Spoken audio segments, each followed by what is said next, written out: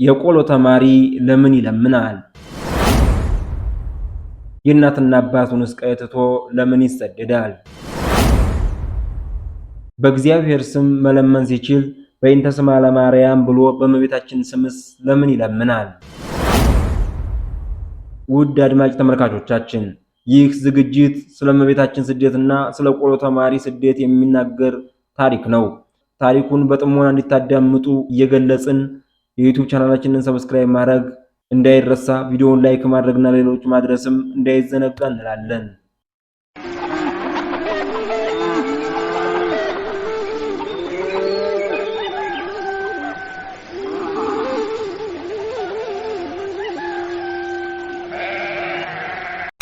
ይህ ትረካ ከላይ ያሉትን ጥያቄዎች የሚመልስ የእመቤታችን የቅድስት ድንግል ማርያምን የደረሰባትን ስደት እና የአብነት ተማሪን ለእውቀት ፍለጋ የሚሄድበትን ስደት መሰረት በማድረግ መከራን ወደ ክብር የሚቀይር የጋራ ጉዟቸውን ያሳያል። ሁለቱም ለታላቅ ዓላማ በሕይወታቸው የተለየ መንገድ መርጠዋልና መንገዱም በብርድ በረሃብና በመከራ የተሞላ ነበር። የእመቤታችንን የቅድስት ድንግል ማርያምን የስደት መከራና የአብነት ተማሪን የትምህርት ጉዞ መሰረት በማድረግ በሁለት የህይወቶች መካከል ያለውን የጋራ ፈተና፣ ትዕግስት፣ መከራና የመጨረሻ ክብር በማነጻጸር እናቀርብላችኋለን። ከታሪክ ማህደር ውስጥ ሁለት ተመሳሳይ የስደት ጎዳናዎች ተገኙ። አንዱ ለታላቅ ምስጢር የተሞላ፣ ሌላኛው ደግሞ በታላቅ ብርታት የዳበረ። የእመቤታችን የቅድስት ድንግል ማርያምንና የታላቁ አብነት ተማሪን የመንገዶች መመሳሰል እንዲህ አዘጋጅተነዋል። እመቤታችን ቅድስት ድንግል ማርያም ገና ጨቅላ የሆነውን ጌታችንን ይዛ በሄሮድስ ጭካኔ ምክንያት ስትሰደድ እናቷ ቅድስት ሐና በኢየሩሳሌም ቀርታ ልጄ የዓለም ብርሃንን ያሽው አንቺ በበረሃ በፀሐይ በብርድ ከምን ደርሰሻል? የሚመግብሽስ ማን ነው? እያለች ልቧ በሐዘን ተሰብሮ ነበር። ያ የመለያየት ምሬት፣ ያ የእናትነት ስቃይ በዘመን ተሻግሮ እስከ ዛሬ ድረስ አለ። የገጠር እናት ልጇን በታላቅ ተስፋና በትንሽ ምግብ ስንቅ አዘጋጅታ ወደ ሩቅ አገር ወደ አብነት ትምህርት ቤት ስትልከው ልክ እንደ ሐና ታለቅሳለች። ልጄ ከሰው አገር ከሰው ደጃፍ ምን በላህ? ምንስ ለበስክ? ቀየውን ለቆ ለትምህርት የወጣ የኔ ምስኪን ተማሪ እያለች ሌት ተቀን ትጨነቃለች። ሁለቱም እናቶች በስደት ምክንያት የራቁ ልጆቻቸውን ደህንነት እያሳሰባቸው ልባቸው በናፍቆት በእጅጉ ይሰበራል። ስደት የፈተናን ጎዳና እንጂ የቅንጦት ጉዞ አይደለም። ሁለቱም ተጓዦች የማይታሰብ መከራን ተቀብለዋል፣ ይቀበላሉ። እመቤታችን ጌታን በክንዷ ይዛ በበረሃ በሾህና በድንጋይ ላይ ስትጓዝ ክፉ ሰዎችን፣ ጣዖት አምላኪዎችንና የሄሮድስ ጭፍሮችን ታገሰች፣ በእነሱም መከራ ተቀበለች። በጉዟቸው የተሰጣትን ጥቂትም ቢሆን አነሰኝ አላለችም። ይልቁንም በልቧ ደብቃ አመሰገነች። በግብጽና ኢትዮጵያ ስትዘዋወር ኢትዮጵያ ለዘላለም አስራት ሀገር እንድትሆን ቃል ኪዳን ተሰጥቷታል። ስደቷ ለኢትዮጵያ በረከት ሆነ። እመቤታችን በጨቅላ ልጇ ላይ ሞት ተፈርዶባት የተሰደደች ድንግል እናት ናት። ከኢየሩሳሌም ወደ ግብጽ ስትሰደድ እናቷ ቅድስት ሐና ልጅ ከምን ደረሰች እያለች ያፈሰሰችው እንባ ከባድ ነበር። ስደቷ የሄሮድስ ጭካኔ እንድታመልጥ ያደረገ ቢሆንም የእናትና የአባትን ፍቅር ግን ቆርጦታል። የቆሎ ተማሪው ገና ልጅ እያለ የቤተ ክህነትን ብርሃን በመሻት በምጽዋት በቆሎ ሕይወቱን ለመምራት ቀየውን ለቆ ወደ ሩቅ ገዳማት አብያተ ክርስቲያናት ይጓዛል። እናቱ ለስንቅ የሰጠችውን ቆሎ ከጨረሰ በኋላ ከቤት ርቆ ምን በላህ፣ ምን ለበስክ የሚለው ሰው ሳይኖር እየለመነ እየበላ ይኖራል። የእናት እንባ በዚህ አለ። የአብነት ተማሪው ቀየውን ትቶ ከቀበሌ ቀበሌ ሲዘዋወር በቀዝቃዛ ወንዝ ሲታጠብ በውሻ ሲጮህበት ደብተራት ብለው በንቀት የሚያዩት ክፉ ሰዎች ፊት ብዙ ውርደትን ይቀበላል፣ ተቀብሏልም።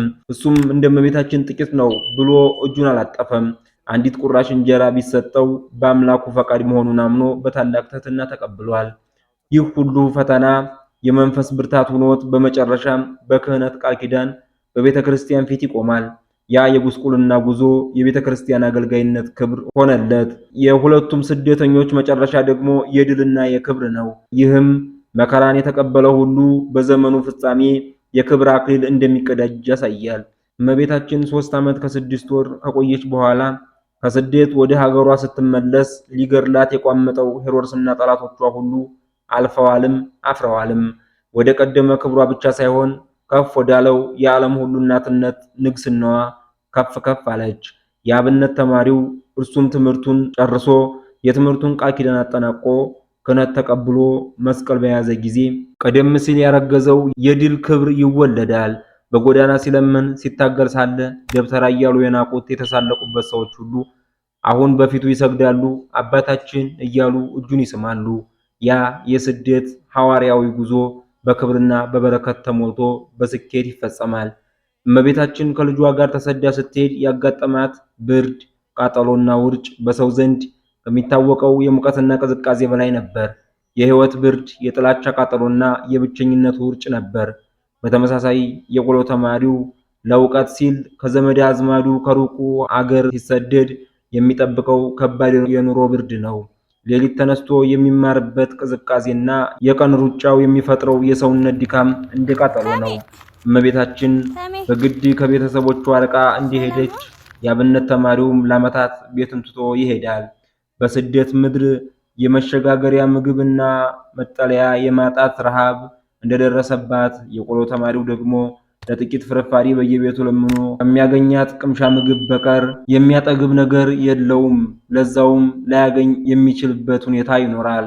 የአብነት ተማሪው ለእውቀት ፍለጋ ከሀገር ከወላጅና ከለመደው አካባቢው በመለየት አዲስ ነገሮችን ለመማር በሄደበት የሚገጥመው የእውቀት አልያዝህም የአእምሮ ግብግብ፣ ከጓደኞቹ ወይም ከአስተማሪዎቹ የሚደርሰው የቃላት ያዝ አትያዝ፣ የቀን የፀሐይ የሌሊት ውርጭ፣ ለትምህርት ሲባል የዕለት እንጀራና የቅንጦት ፍላጎትን መመነን፣ ቤተሰቦቹ ያለበትን ከባድ ትምህርትና ጭንቀት ትግል አለማወቃቸው፣ የእመቤታችንም ቤተሰቦቿ የሚደርስባትን መከራና የህይወት ሁኔታ አለማወቃቸው ጋር የሚመሳሰል ታሪክ አለው። የእመቤታችን ቤተሰቦች ልጃቸውን ስደት ምን እንደደረሰባት አለማወቃቸው፣ ተማሪውም ቢሆን ወላጆቹ በመማር ስም ምን ጎድሎት እንደሆነ በቅጡ የማያውቁ መሆኑ የሁለቱም ቤተሰቦች ስሜት ያመሳስለዋልና ሰዎችን በመጠየቋና በስደት ምክንያት ባይተዋር መባሏ፣ ተማሪውም ሲለምን ስራ ፈት ተብሎ መናቁ፣ መሰደቡ፣ በዚህ በውርደትና በመከራ ምክንያት ሰዎችን ቀና ብሎ ለማየት መፍራቱ፣ ሁሉንም ችግር በትዕግስትና በዝምታ እንደተቀበለች ተማሪውም በትምህርትና በህይወት በመማር ትሕትናን መቀበሉ መላበሱ፣ የስደት ጊዜ መከራ እመቤታችን ለምናታ እንድትመለስ አድርጓታል። ይህ የሰቆቃዋ እውነት ሲሆን የሰው ፊት ግርፋት ያን ያህል ከባድ እንደነበር ያሳያል። ትሕትናዋ ግን ይህን ሁሉ እንድትሸከም አደረጋት። የቆሎ ተማሪውም በየሰፈሩ እየዞረ እህል ወይም ምግብ ይለምናል። አንዳንዴ በክፉ ቃል ተገፍቶ ለምኖ አጥቶ ወደ መምህሩ ሲመለስ በውስጡ ያለው ሐዘን ትልቅ ነው። መናቋን ከመናቁ፣ ስራ ፈት መባሏን ስራ ፈት ከመባሉ እመቤታችን በወቅቱ ሰዎች ዘንድ የተሰደበች የተናቀች ስራ ፈት ተብላ ተፈርጃ እንደነበር ሁሉ ቆሎ ተማሪውም ልፍስፍስ ጥገኛ ተብሎ ይናቃል። እነዚህ ሁሉ ስድቦች በትህትናና ዝምታ የሚሸከማቸው የመንገዱ አካል ናቸው። በየደጃፉ ለምኖ አጥቶ ሲመለስ የሚደርስበት መገፋትና መንገላታት ድንግል ማርያም በስደቷ የደረሰባትን መንፈሳዊ መገፋት ያንጸባርቃል። መንገዱ ምንም ያህል መራራ ቢሆንም የጽናትና የትህትናው ፍጻሜ ክብርና ቃል ኪዳን ነው። እመቤታችን ስደቷን ስትጨርስ የዓለም ሁሉ ተስፋ ሆና ኢትዮጵያን ለዘላለም የአስራት ቃል ኪዳን ሀገር አድርጋ ተቀበለች። የቆሎ ተማሪውም የብዙ ዓመታት የንባብ፣ የዜማ፣ የቅኔ፣ የአንድምታ እንዲሁም ሌሎች ትምህርቶችን ሲጨርስ ክህነትን ወይም ምሁርነትን እንደ ቃል ኪዳን ይቀበላል። መጀመሪያ የተገፋችው የበረከት ሁሉ ምንጭ እንደሆነች ተማሪውም በክህነቱ በምሁርነቱ ለቤተሰቡ፣ ለቤተ ክርስቲያኗ፣ ለአገር ሁሉ በረከትና የበረከት ምንጭ ይሆናል። እሷ ለልመና እንደሄደች ሁሉ ሰዎች ዛሬ ለልመና ወደ እርሷ እንደሚሄዱ ተማሪውም ከተካነ በኋላ ሰዎች ለንስሐ ለመፈታት ወደሱ ይሄዳሉ። እመቤታችን መጀመሪያ ለምና ነበር፣ አሁን ግን ሰዎች ለመማፀን ወደሷ ይሄዳሉ። ቆሎ ተማሪውም መጀመሪያ እንጀራ ይለምናቸው ነበር፣ አሁን ግን በካህንነቱ ሰዎች ለመንፈሳዊ ልመና፣ ለንስሐ፣ ለምክር፣ ለመፈታት ወደሱ ይሄዳሉ።